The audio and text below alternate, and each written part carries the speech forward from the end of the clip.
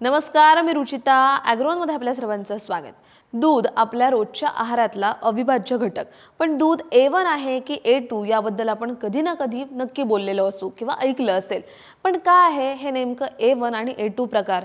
कोणतं जनावर A1 दूध देतं आणि कोणतं जनावर A2? या दोन्हीमध्ये नक्की काय फरक असतो आणि हे A1 दूध खरंच आरोग्यासाठी धोकादायक असतं की नुसता भ्रम आहे? यावर आपण आजच्या व्हिडिओमधून जाणून घेणार आहोत. आपल्याला हे तर माहिती आहे की दुधामध्ये वेगवेगळे घटक असतात, जसं फॅट, प्रोटीन, कॅल्शियम, आणखी बरंच काही. यातलं जे प्रोटीन म्हणजेच प्रथिनं आहेत ते मेनली बीटा केसिन असतं आणि याच बीटा केसिनचे दोन प्रकार आहेत. तेच आहेत आपले A1 आणि A2. आता हे A1 आणि A2 म्हणजे काय बरं? तर प्रथिनं ही अमिनो आम्लापासून म्हणजेच अमिनो ॲसिड पासून बनलेली असतात.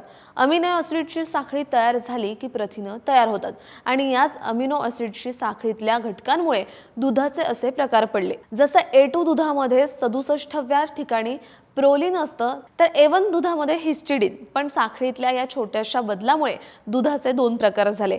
A1 A2 दुधातला फरक तर समजला, पण कोणतं जनावर कोणतं दूध देतंय हे कसं कळतं? तर ज्या देशी भारतीय वंशाच्या गायी आहेत, जसं गीर, लाल सिंधी, थारपारकर, सहीवाल, त्या प्रामुख्याने A2 दूध देतात आणि ज्या विदेशी जाती आहेत, जसं होल्स्टीन, फ्रिजियन मध्ये A1 आणि A2 दोन्ही दूध आढळतं.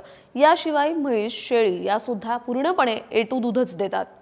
A1 A2 दुधाचा फरक शोधणाऱ्या संशोधकांच्या मते A1 प्रथिनांचं पचन होताना शरीरात BSM-7 म्हणजेच बीटा कॉस्मोमॉर्फिन 7 नावाचा घटक तयार होऊ शकतो आणि घटक मानवी शरीरासाठी घातक ठरू शकतो, कारण त्याच्यामुळे पोटदुखी, अपचन, गॅस, आतड्यातील सूज, टाईप 1 चा मधुमेह, हृदयविकार आणि अँटिझम होण्याची शक्यता असते. तसा हा फार मोठा दावा होता. त्यामुळे 2009 साली युरोपियन फूड सेफ्टी अथॉरिटी म्हणजेच EFSAने A1 दुधावर झालेल्या सगळ्या संशोधनाचा आढावा घेतला आणि या अभ्यासातून असा निष्कर्ष काढला की A1 दुधाचा आणि मधुमेह, डायबिटीस, अँटिझम म्हणजेच स्वयंमग्नता यांची काही थेट सांगड घालता येत नाही. तसंच शासकीय पशुवैद्यकीय महाविद्यालयातील निवृत्त प्राध्यापक डॉक्टर नितीन मार्केडे यांच्या मतानुसार जर A1 दूध शरीरासाठी हानिकारक असतं तर आपल्याकडे मागील 50 वर्षापासून विदेशी संकरित गायींचं संगोपन केलं जातं आणि भारतातील बरेच लोक या गायींचं दूध पितात. मग त्याच्यामध्ये आपल्याला हे मोठ्या प्रमाणात आजार दिसले असते. याशिवाय 2009 मध्ये हरियाणाच्या कर्नालमध्ये असलेल्या national bureau of animal genetic resources या संस्थेने वेगवेगळ्या जातीच्या 800हून अधिक गायी म्हशींचा अभ्यास केला. यात गाय किंवा म्हैस A1 A1, A1 A2 किंवा A2 A2 आहे हे शोधून काढण्यासाठी केला. याला जिनोटायपिंग असं म्हणतात. त्याचा अभ्यास करून हे निदर्शनाला आलं की बहुतांश गायींचं दूध पूर्णपणे A2 A2 असतं.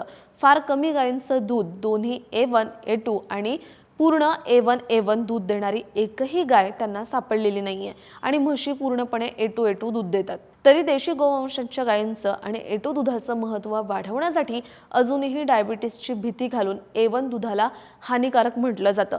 म्हशीचं दूधही पूर्णपणे A2च असतं. मग म्हशीच्या दुधाचा बोलबाला का झाला नाही, ही गोष्ट नक्की विचार करण्यासारखी आहे. तुम्हाला या सगळ्या माहितीबद्दल काय वाटतं? A1 आणि A2 दुधाचा वाद तयार झाल्यानं पशुपालकांच्या व्यवसायावर परिणाम होऊ शकतो का? हे कमेंटमध्ये नक्की सांगा आणि अशाच शेतीविषयक आणि नवनवीन माहितीसाठी ॲग्रोवनला सबस्क्राईब आणि फॉलो करायला विसरू नका.